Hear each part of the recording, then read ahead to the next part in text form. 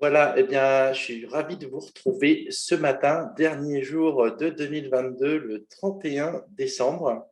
Et je n'avais pas du tout prévu de faire ce live ce matin, mais j'ai plein de ressentis qui me sont venus pour 2023.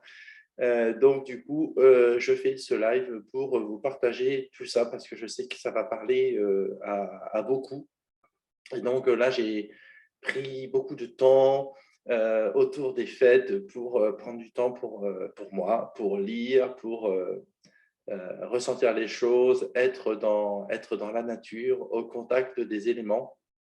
Et je vais vous partager tout ça. Voilà, vous prenez, si bien sûr ça résonne pour vous, parce que c'est ça le plus important, hein. Donc, je précise bien que ce sont mes ressentis.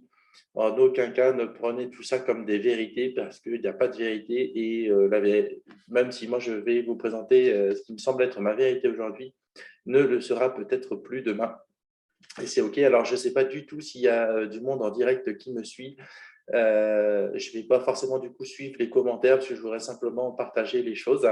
Voilà, mais en tout cas, vous pouvez commenter et j'y répondrai bien sûr après. Alors, 2023, eh bien, c'est si je ne me suis pas trompé, une année 7.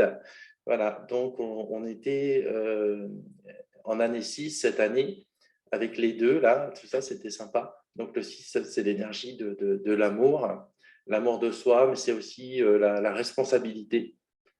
Et donc c'est un thème qui est, on va dire, super important. Et on passe à l'année 7 dans le cycle, donc c'est hautement symbolique. Alors pourquoi je voulais vous en parler?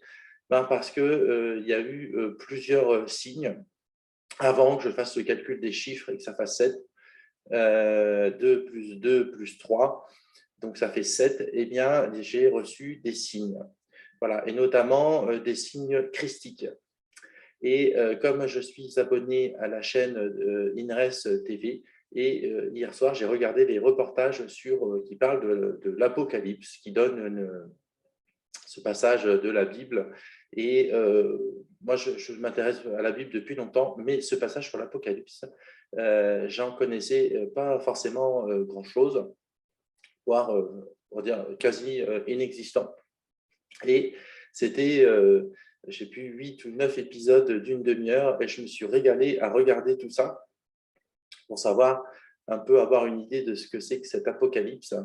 Et donc, c'est le Christ qui vient parler au monde à travers l'apôtre Jean. Donc, c'est super intéressant. Donc là, ce n'était pas forcément une version catho, mais plutôt, on va dire, spirituelle, et puis de chercher un peu derrière le côté religieux ce qu'on peut entendre comme message. Donc, c'est clair que l'année 2023, elle est christique, elle est spirituelle, et donc ça va être vraiment important. Et donc, il va être, pour moi, il est très clair que l'année 2023, en fait, parce que j'ai déjà vu passer un peu de choses ce matin, même si c'est vrai que je scrolle de moins en moins sur Facebook, j'ai déjà vu passer des choses comme quoi l'année 2022 a été dure, que celle de 2023 va être encore plus dure.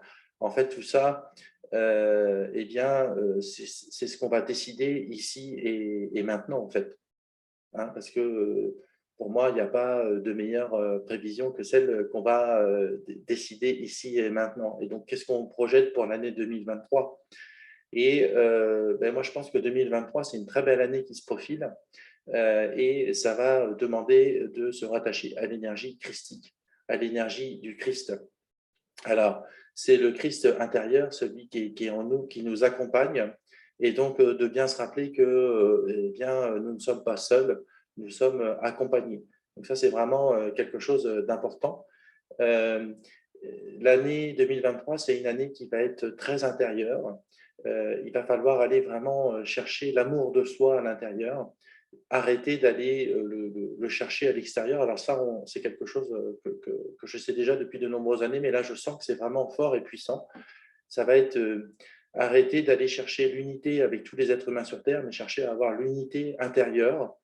Ce n'est pas quelque chose d'égoïste, hein, parce que si chaque être humain va chercher son unité intérieure, eh bien, il va y avoir une espèce d'unité entre ces êtres humains qui va se faire naturellement. Et donc, chercher à vouloir faire l'unité avec d'autres êtres humains extérieurs, sans avoir fait l'unité intérieure, eh bien, ça va poser problème. Parce qu'en fait, qu'est-ce qui se passe? On va vouloir imposer notre point de vue, etc. Il va se passer des choses qui font qu'on va plutôt générer des énergies de guerre, même si nos intentions au départ étaient positives.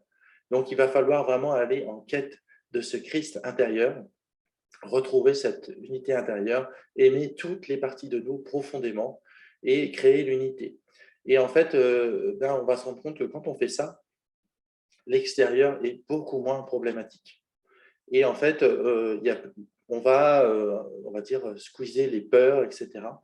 Et on va se rendre compte que quand on est à l'intérieur de nous, eh bien, on se rend compte, quand on va se mettre dans l'instant présent le plus possible, on va se rendre compte que tout va absolument bien. Et donc, ça va être vraiment ça, se connecter à l'énergie du Christ. Et là, ce matin, pareil, j'ai eu l'intuition qu'il fallait changer de pierre, parce qu'en ce moment, j'utilise des pierres. Et jusque-là, j'avais une pierre de lune qui était sympa, qui m'a permis d'avoir l'inspiration que je souhaitais avoir pour mes projets 2023. Et ce matin, c'est l'améthyste qui m'a fait un clin d'œil. Et peut-être vous le savez déjà, l'améthyste, c'est une pierre violette. Je ne sais pas si vous la percevez bien. Et donc, oui, le violet, c'est la couleur du spirituel, comme par hasard.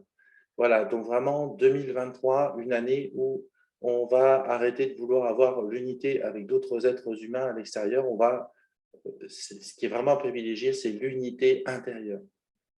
Alors, vous allez vous demander quel est le rapport avec les animaux. Eh bien, ce que je propose, c'est 2023, c'est vraiment l'année où on va aller profiter de la sagesse de son animal. Parce qu'en fait, on a un animal domestique qui nous accompagne et les animaux, ils comblent beaucoup nos besoins affectifs, etc. Ils sont là à côté de nous, c'est sympa. Mais il y a toute une dimension d'esprit, d'âme à âme, très souvent que beaucoup n'imaginent pas, hein, jusqu'à quel point on peut aller quand on va communiquer avec l'esprit des animaux. Et quand vous allez communiquer avec l'esprit de votre animal domestique, eh bien, ça va être une toute autre forme, une toute autre dimension qui va se créer et vous allez avoir accès à une sagesse profonde. Et votre animal, en fait, il connaît absolument tout de vous. Il connaît des détails de votre histoire, de votre passé, qui capte de vous au niveau vibratoire. Et, eh bien oui, on peut aller chercher toutes ces informations auprès de l'animal. Et moi, c'est ça que je fais tous les jours. Je développe ces capacités à aller chercher les informations chez l'esprit de votre animal. Donc, bien sûr, j'ai été guidé et formé par ma merveilleuse chienne Dayla. Je vous pouvez la voir en photo sous toutes les coutures sur le profil. Et donc, c'est merveilleux. Là, justement, 2023, c'est la merveilleuse année pour vous relier à votre animal. Et votre animal, en fait, eh bien, il va devenir un animal thérapeute, mais pas celui qui est simplement l'éponge de vos émotions, mais vous allez aller avec lui et vous allez le soulager en soignant vos émotions intérieures, tout ce qui empêche votre unité. Donc, votre animal va vous aider à avoir l'unité intérieure. Et c'est ça que je vous propose dans les séances de télépathie animale.